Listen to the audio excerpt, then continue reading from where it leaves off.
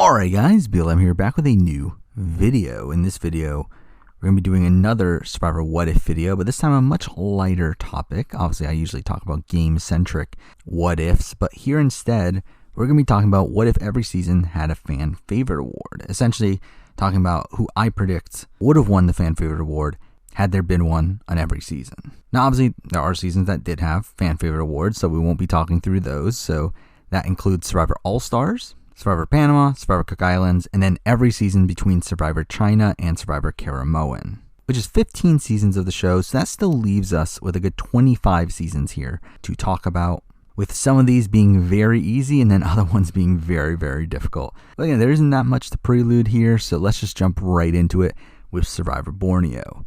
In Survivor Borneo, I think this one's super clear, super easy. I think the clear favorite here is Rudy. Now, I think it probably would come down to Rudy and probably Colleen. I think that would probably be the top two, as the Pagongs just in general were very well liked at the time. But I do think Rudy's popularity surpasses all of those, and to be honest, I don't think any of the Toggies really come close. Maybe Kelly by the end of the season due to her run, and also people feeling bad for her due to the snakes and rats stuff. But again, I think Rudy has it in the bag here. Now for the Australian Outback. And again, I think this is another pretty clear-cut one. Though again, there are definitely some other considerations. For me, I do think the top three probably end up being Colby, Elizabeth, and Roger, with Elizabeth and Roger being pretty well liked at the time due to being these underdogs, especially considering they make it pretty deep into the season. But I think, again, I think it's Colby. I think he's the clear front runner here. Seemed to be well liked by most of the public at that point, was looked at as this hero figure for the show. Was also seen as like the antithesis to Jerry, who was the biggest villain at the time, so I do feel like Colby is the very clear pick here. Now for Survivor Africa, and this is where it gets a bit tougher, because this one is up in the air. I do think there's a very clear top two, with that being Ethan and Big Tom. The question is who wins, and that is something I personally do not know. Now I do think Big Tom was someone that, by the time of Survivor All-Stars, I think Big Tom was probably the more popular player, but again, Big Tom also had the longer run on All-Stars, and was also looked at in a somewhat sympathetic way for the way that he was blindsided by Boston Rob. Without that, obviously, going back to Survivor Africa, I personally think Ethan might win it. Again, it's a big question mark for me because, like, while Ethan was this big hero figure on that season as well, he was looked at as like the first nice guy to win Survivor. He just wasn't as popular as someone like a Colby. I still lean towards Ethan, especially with him getting these moments of him on the rewards with the kids and everything. And I feel like those are pretty good moments for his likability. And also this is coming into the finale, so this is before Tom gets cut out of the game, and Tom had just gotten an argument with Lex, which I don't think was necessarily the greatest look for him. So I would say that Ethan probably wins this one. Now for Marquesas, and this one's a runaway. Like, I don't think there's anyone even close. Like, it has to be Kathy. Like, I don't think anyone else is even close to even being in consideration. It's like, who else is there other than Kathy? And Kathy was the very clear fan favorite at this point. With like people like Sean, who is well liked now, like I don't think he was nearly as well liked by the public back then. Nelia doesn't seem like someone that was super well liked. Vesepia was definitely not well liked. Like I definitely think it's Kathy, and it's not very close. Now for Thailand, and I mean I guess there's a clear cut answer, but even then it's like did the public really like any of these people that much? I think the top batch comes down to Helen, Jan, and probably Jake. Again, I feel like they're the most playable people in the endgame stretch of that season. Maybe Ken, just due to the fact that he was a New York cop, but like at the same time, it's like he was such a non-factor on the season that I doubt he makes the cut. So I think that's probably the top three, and I think it really, like it's Helen. Like I think it's Helen. Like there's no one else. Like while again, I think Jan and Jake were probably playable enough, I feel like Helen was the clear fan favorite out of this batch, but again, it's like that's not really saying much when you have this pretty unlikable cast here. Now for the Amazon, and the Amazon, I'm pretty sure we do have pretty clear-cut proof of who wins fan favorite on this. Like, despite there not officially being a fan favorite award, I believe there were popularity polls out at the time where we do know that the results were that Matthew was the fan favorite, which really comes out of left field, really, because I think you would think, oh, Rob Cesternino, someone that plays the game very hard, very entertaining throughout the season. I mean, yes, a villainous sort of figure for a season, but still, I mean, like, really makes the season. You also have Jenna kind of having this underdog run by the end of that season. even though, again, she was not particularly portrayed in the best light throughout that. You have like Alex, you have Dina, who weren't portrayed negatively throughout, but really, like, supposedly Matthew is the fan favorite, and it really comes out of left field because it's like he wasn't portrayed that positively on the season. He really comes off as not really knowing what's going on most of the time. He gets a lot of content of like Rob just kind of mocking him, and really it's kind of left field that he's the fan favorite, but he was. So yeah, that's the way it is. Now for Pearl Islands, I mean, come on, again. Is there anyone anywhere close to Rupert here? I think it's very clearly Rupert. It's not anywhere close. I don't think anyone else is even getting over like 5% of the vote at this point. It's like, who else would there be? It's Rupert. Now we skip to Vanuatu, where I do think this one's pretty tough, where I don't feel like there's a very clear front runner here. And we have a couple people to talk about. We have Amy, who is someone that I know was a big deal at the time, but I don't feel like that really translated to her being popular. I feel like she was a big deal in the sense that she was this like ice queen, like a notable figure on the season, but not someone that people particularly liked. I do think Eliza is someone that has a pretty good underdog story on the season, but she's another one that like I feel like people were annoyed by her on this season more so than had reverence for her as a player or a character. So the person I end up going with is the winner of the season, and that is Chris. Now, I don't know how well liked Chris was either. The main reason I am picking Chris here is because, one, Chris obviously has the underdog story. He has the story of him being completely on the outs by the time the final 7 is able to flip the entire game in his favor. Plus, also, we do see in later fan favorite polls, people like a Bob, people like a Kim Spradlin, that may not have been the most riveting TV, but still win the fan favorite award. And I feel like Chris, like with the underdog story and with him being the winner, I do feel like Chris is probably the most likely pick in my eyes. Now for Palau, and this one's tough because there's two very clear frontrunners. It's a matter of who is the favorite between the two. Obviously, you have Tom Westman, you have Stephanie LaGrossa. The question is, who wins the award? I think they give it to Stephanie. I mean, I think there's a debate here because, again, like we're assuming that this vote takes place after the penultimate episode, and at this point, Stephanie had been voted out a couple episodes already, while Tom is still on the show and still having this really strong run. But, I mean, Stephanie was just such a big deal at that point. Just a massive fan favorite, massive role model for women at that time. She just feels like the front runner there for the fan favorite award. So, decided to go with her. Now moving on to Guatemala, which I think becomes a lot more interesting because here we obviously still have Stephanie having returned back to back. But this is a Stephanie that was portrayed in a much more negative light than she was the first time. So the question for me was, does she keep her popularity? I do think there are other people on the season that have a chance. Particularly, I think Danny and Rafe, I think, are two people who would have a chance at winning the Fan Favorite Award. Danny probably more so due to her underdog arc. Like, while she wasn't the most prominent person in the edit, I mean, we see people like Brenda, who had a nothing edit, and Kara Moen become runner-up, almost solely due to that final episode that she was in. And I feel like Danny could have a similar situation here. But, I mean, just like Brenda, like I feel like she would probably just come in second. I do feel like Stephanie still wins this. Despite how negatively she was portrayed, she was still Stephanie from Palau. And I feel like that alone would give her the reverence to win the fan vote here. Again, like it's kind of a similar situation with James in Micronesia, where I don't feel like James in Micronesia did that much to really warrant him winning that fan favorite award. But he was so great in China that I do feel like his popularity just kind of carried over from that season. And kind of the same thing with Russell Hantz, though obviously Russell Hantz played a much bigger factor in Heroes vs. Villains than James did in Micronesia. But I feel like it's kind of a similar situation where I feel like in this situation, Stephanie would probably still win the fan favorite award, mostly due to the reverence that she had from the previous season. Now we get to skip Panama and Cook Islands here because both of them had fan favorite awards. But here for Fiji, which for some reason didn't have a fan favorite award despite every season from this point until Kara Moen having one.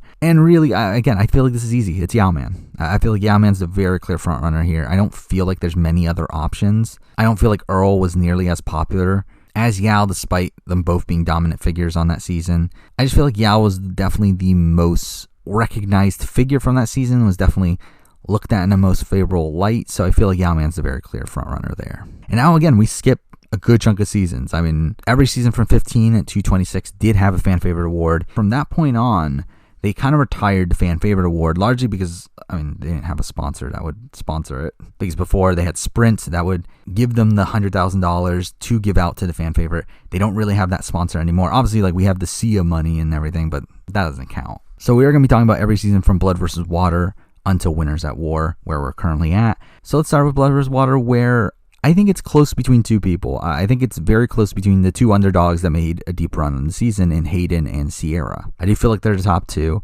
Now, at this point, RHAP actually did have a fan poll for seasons 27, 28, and 29. And I'll be using that for a reference here, where in their 27 poll, Hayden ended up winning. I do think it's very close between Hayden and Sierra. I mean, I do think Sierra obviously has the bigger memorability there for her voting out her mom and her going to Rocks. However, I don't feel like the public saw her voting out her mom in an overly positive light at the time. Like, obviously now it's like this meme and it's this thing that Jeff Probst props up as like a big game move, but I don't feel like it's something that like people were saying, oh my God, we love Sierra, she voted out her mom. So because I do actually still lean Hayden. I do think Hayden is probably the person that is in the archetype that would typically get a fan favorite. You're kind of generic, good-looking, strategic guy, kind of in the same vein as like a Malcolm to a degree. Obviously not nearly as popular as Malcolm was, but I do feel like in this situation, I feel like Hayden probably squeezes it out. Now for Cagayan, I think Cagayan has a very clear frontrunner. I think the winner here is easily Spencer. I mean, Spencer was so popular at the time of Cagayan from both the casual and the superfan perspective. I believe Spencer won the RJ poll in a runaway. Mind you, he was part of the community at the time, but still, it's like, I feel like mixing that with the fact that he was still very popular with the casuals, I think Spencer very easily wins this. I do think people like a Wu and a Tasha definitely would have had a decent chunk of the vote, but I think Spencer very clearly runs away with it. Now for San Juan del Sur, and this one is a bit tougher because I feel like there's two very clear frontrunners in Natalie Anderson and Keith.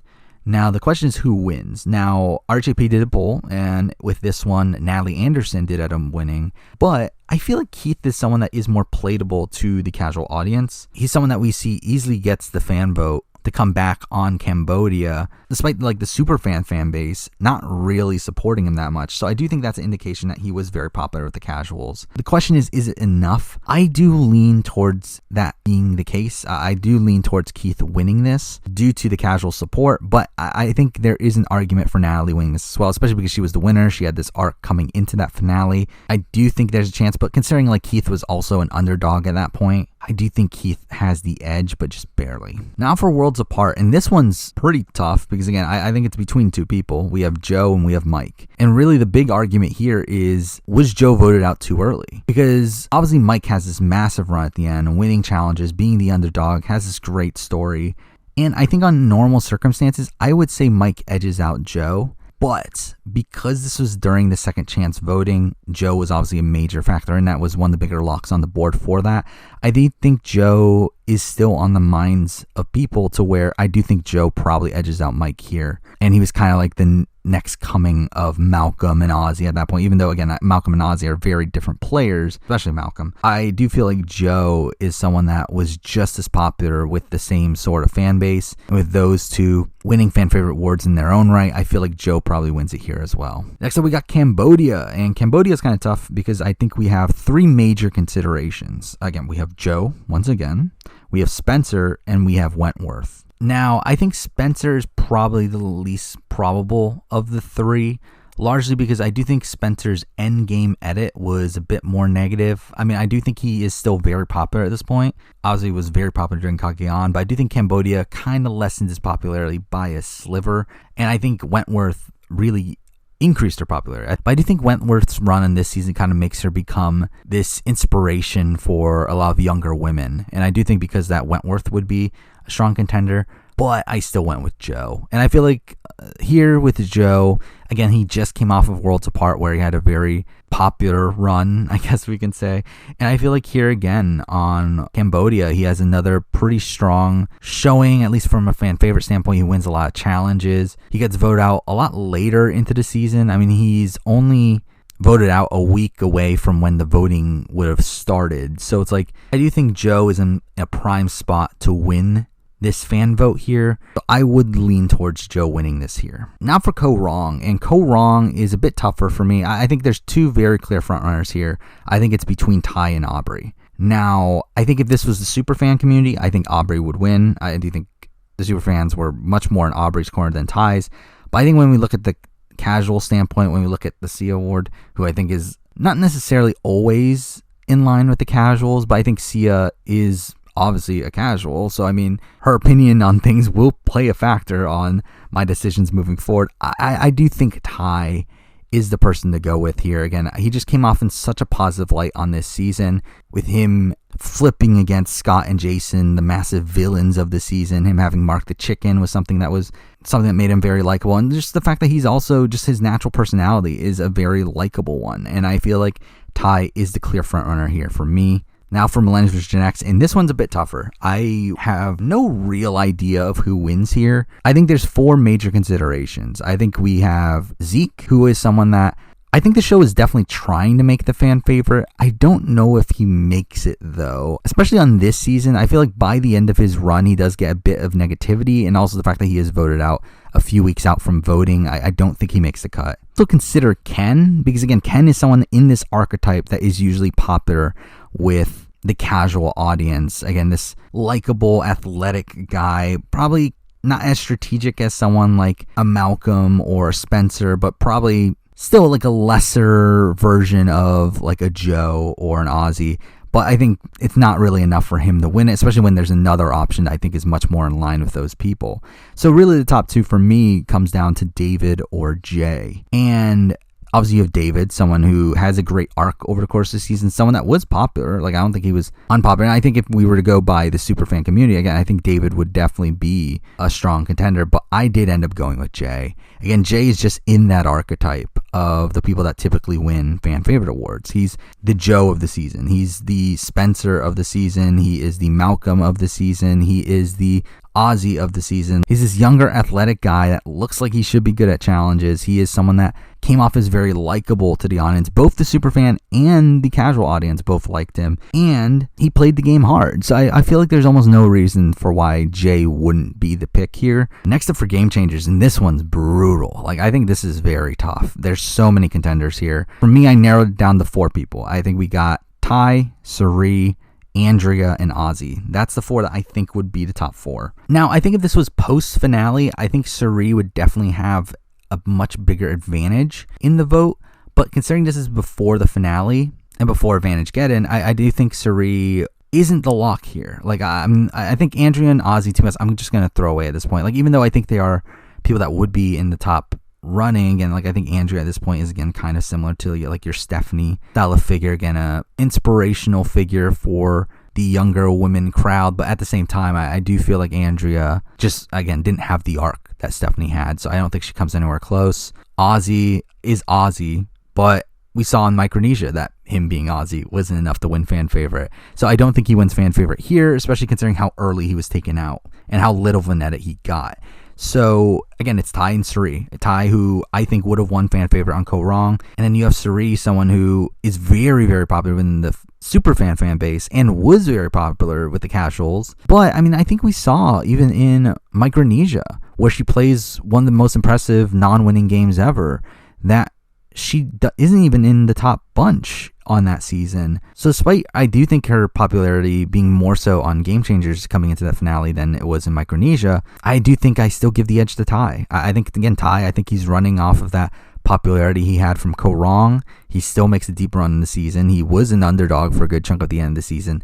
I do think Ty is the front runner for fan favorite at this point, so I did go with him here. Now for HHH, and this one's pretty easy for me. I mean, I know some people might disagree with this, but I think the clear front runner here is Ben. I think when we look at the casual fan base of Survivor, I think so much of them align with Ben. Again, this military man, this family man, this person that was very open with his issues with PTSD on the show, this person that was an underdog in the end stretches of the game that needed to idle his way to the end of the game. I do think Ben has everything you need for a fan favorite from the casual audience, and I think he's the very clear front runner. Now again, if this was a super fan community, I think probably Chrissy could have won. I think Devin could have won.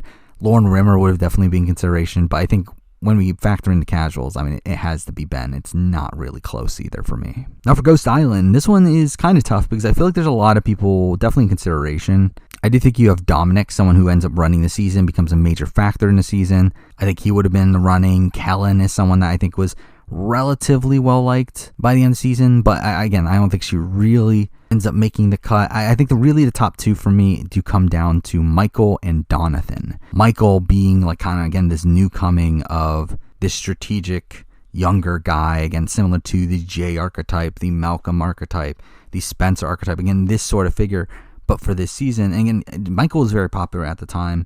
I think him being so young also helped him with the casuals in terms of making him a more memorable figure.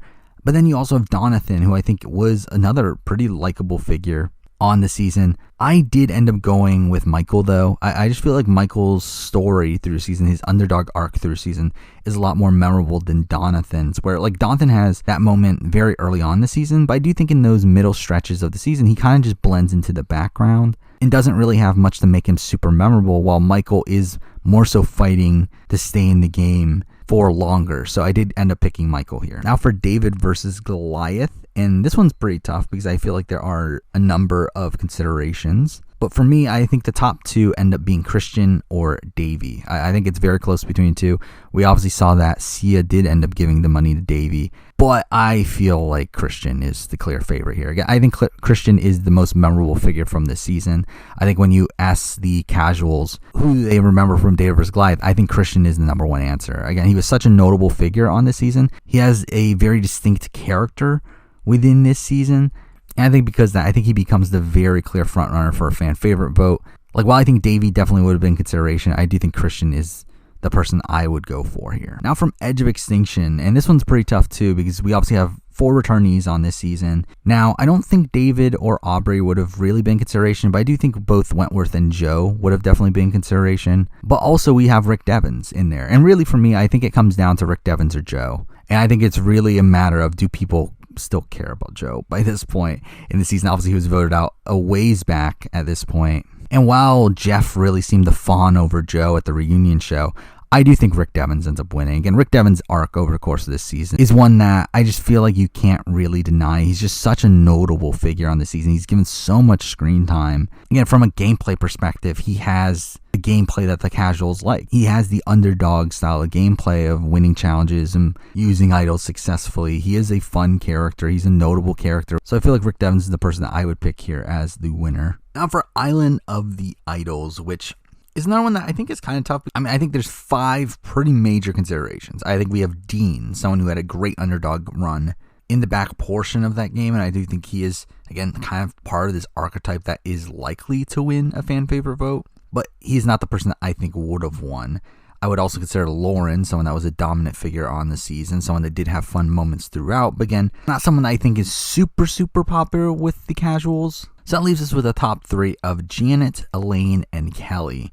Now, Kelly is someone that obviously would have been pretty popular at that point. Obviously, she has the story with Dan. But even outside of that, I think she was portrayed as such a big player, had some fun character moments, but I don't think she really makes the cut, largely due to the fact that she was voted out so early. So really, I do think it comes down to Janet and Elaine. I think it's very close between the two. I think Elaine fits the mold of who you would expect to be the fan favorite of the season, but I remember at the time, I'm pretty sure Janet was like number 1 in all the popularity polls. And I think Janet is someone that obviously came off very, very well in terms of the Dan situation, where she was clearly on the better side of that situation there and did get some sympathy from that. So again, for me, it's between Janet and Elaine. I think it's very close between the two. But if I were to guess, I would say Janet pulls it out. Now for Survivor 40, Winners at War. And this one I think is the toughest one because I don't think there's a clear front runner at all. I mean, with this obviously being the return of a lot of winners, I do think there are so many possibilities here. You obviously have legends of the game in Boston Rob. You have Parvati. I think 2 people who would have been pretty high just due to their legacies. You and Sophie, I feel like, are 2 people that were pretty popular within the super fan community, but I don't feel like that really translated to the casuals. Ben is obviously someone that, again, I think is popular from HHH. I think he's popular with the casuals, but I don't really feel like he had that great of a run on Winners Award, despite him making it pretty far. Like, I don't think he really had that likability that he had back in HHH, so I didn't consider him either. So really, for me, the top 3 ended up being the final 3 in Tony, obviously someone that dominated the game, and did it in a really fun way. We have Natalie, someone who really dominated the Edge of Extinction and has elements I feel like the casuals would really like in terms of her challenge strength and her trying to rack up these advantages. And then we have Michelle, someone who was an underdog at that point and had been an underdog for a decent amount of time. So again, I think it's between those three. I would say the first one I would cut is probably Michelle. Again, I feel like Michelle's probably more of a favorite of the superfan community, more so than the casuals at that point. So again, between Tony and Natalie, I think it's very tough. I think there's an argument for both. Obviously, me personally, I would go for Tony. And based on the social circles I'm around, I mean, I think most people that I see the opinions of would go for Tony over Natalie. But again, I don't know if that's me being blinded by not really seeing that much of the casual perspective during Winners at War, which I don't really know how the casuals really felt about Winners at War, at least in terms of like the individual players. I am still going to go with Tony just because I feel like, again, Tony was the winner. Again, the winners typically have a bit of a boost in terms of popularity on the fan favorite award, at least, especially like when the winner is pretty foreshown. Again, we see that with Boston Rob. We see that with Kim Spradlin. I really feel like Tony's edit leading up to the finale there was really positive for him in terms of his ability to play the game. He had a lot of fun storylines, a lot of fun confessionals. He had pretty overwhelming support from what I've seen. But again, that is mostly just the superfan community. But again, I still feel like at the end of the day, I would give the edge to Tony. So there we go. That is my what if video for what if every season had a fan favorite award. Moving forward, obviously, I still got more what if videos to do. But for now, that's the video. Thank you for watching.